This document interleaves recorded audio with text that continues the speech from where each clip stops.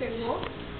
Mas, enfim, a gente conseguiu ter um bom aprendizado com tudo isso. Foi um desafio por não escolher, enfim. Foi uma situação bem diferente, mas no final valeu a pena. E eu vou falar sobre orientação vocacional na deficiência auditiva. O relato de um processo de orientação profissional com um cliente deficiente auditivo. Durante o ano todo nós atendemos alguns clientes e esse foi o maior desafio e por isso que eu vou falar um pouco sobre isso, né? O sentimento quando a professora pegou a agenda dela e falou: tem um aqui que é deficiente auditivo, alguém aqui já teve alguma experiência com deficiente auditivo? Aí a única coisa que eu já fiz foi entrevistas, mas só algumas, poucas, né? Mas tudo bem, mande, vamos lá. Então foi um desafio bem grande, bem interessante. Algumas informações que eu vou falar, vou complementar algumas que o Carlos já falou, porque nós tivemos o mesmo trabalho, né?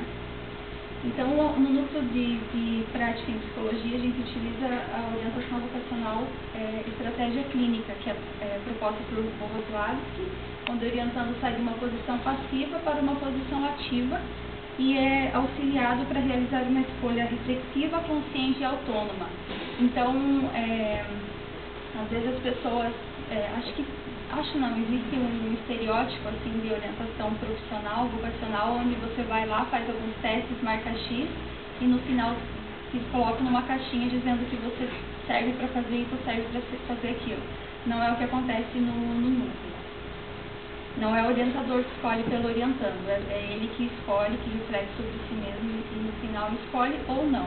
Também não tem obrigação de escolher, às vezes não é o momento, enfim, vai ser trabalhado tudo isso no processo.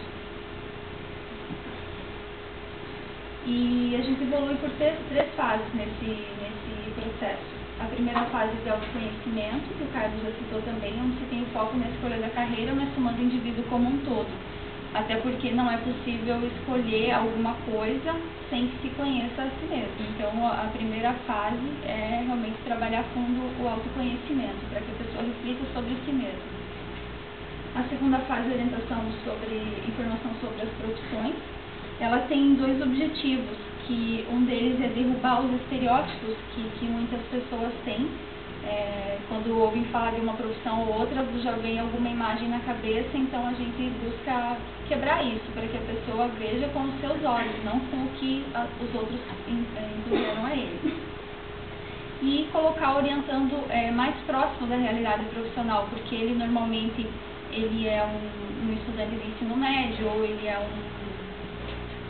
às vezes até um acadêmico, mas dificilmente teve acesso ao mundo profissional, vamos dizer assim, né? E o meu cliente, que eu atendi, eu vou chamar de G, é um cliente de sexo feminino, 14 anos e cursava a 8ª série de ensino médio. A demanda dela ocorreu na medida em que ela apresentava perda profunda de audição. Desculpa, não é a 8ª série de ensino médio, é a 8ª série de ensino fundamental. Está errado. Ela preocupa-se com o futuro dela, ela preocupava-se com as profissões que ela poderia exercer, apesar daquela deficiência que ela tinha.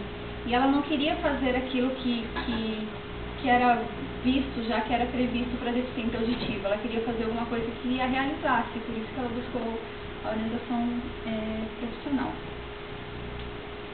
Falando um pouco sobre deficiência auditiva, que foi realmente o maior desafio, né?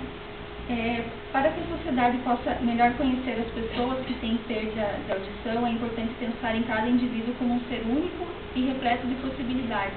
Então, não ver ele com aquela faixa na testa de deficiente auditivo, e ver ele em todas as suas, em tudo que ele tem de possibilidades, né? Como qualquer outro indivíduo. E deve-se levar em conta as potencialidades e limitações dessa pessoa, né? Isso permite que ele manifeste sua espontaneidade e suas diferenças. Foi o que aconteceu no processo. Em nenhum momento eu limitei ela, eu não poupei ela em momento nenhum e a gente conseguiu fazer o processo.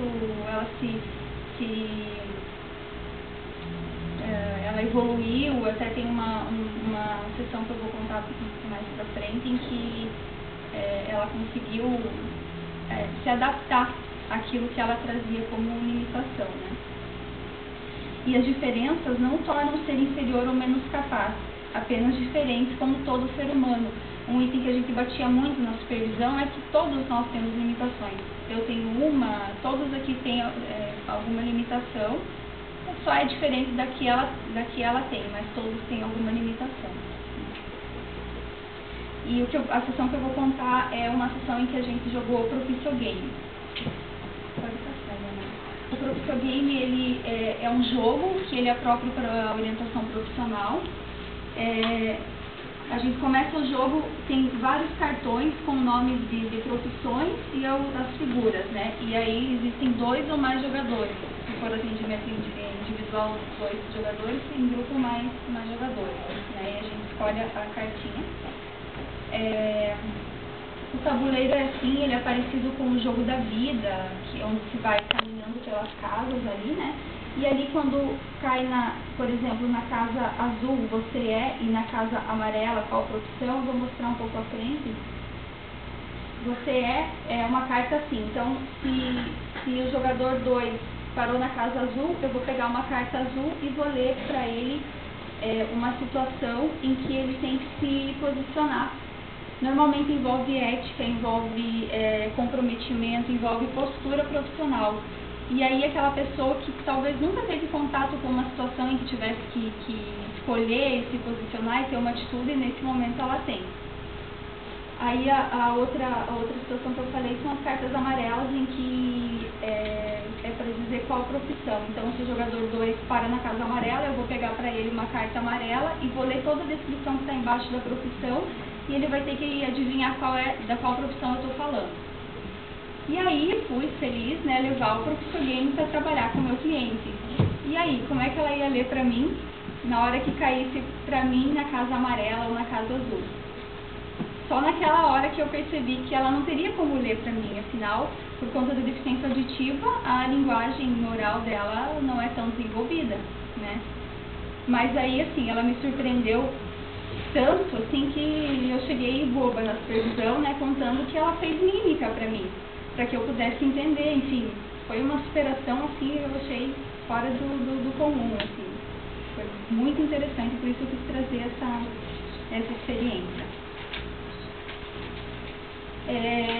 Então, um processo de orientação profissional efetivo, ele permitirá que o adolescente deficiente auditivo encontre elementos para vir a competir profissionalmente com trabalhadores ouvintes em condições semelhantes a que aqueles os trabalhadores ouvintes têm. É o que o meu cliente buscava, né?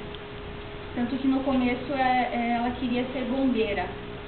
E aí a gente teve que correr atrás das informações para ver se ela poderia ser bombeira. A primeira informação que eu tive é de que não poderia, porque existem treinamentos que tem muitos sinais que são sonoros, enfim, ela não poderia. Aí o que eu passei para ela é que até hoje não existe, mas não quer dizer que ela não possa, afinal a gente está trabalhando com inclusão e principalmente os psicólogos estão aí para isso, né, para quebrar esse paradigma. Aí vai dela, né, buscar e ver se é realmente o que ela quer. E é preciso olhar para o deficiente auditivo como uma pessoa capaz, repleta de possibilidades, não apenas para a sua deficiência, e concebê-lo como um cidadão que pode produzir e deve ser aceito em todos os meios sociais, empresa, escola, cinema, clube, etc. Enfim, todos os ambientes.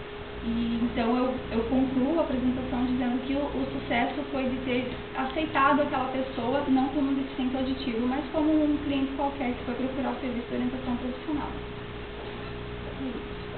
Essas são as referências que eu utilizei para o trabalho.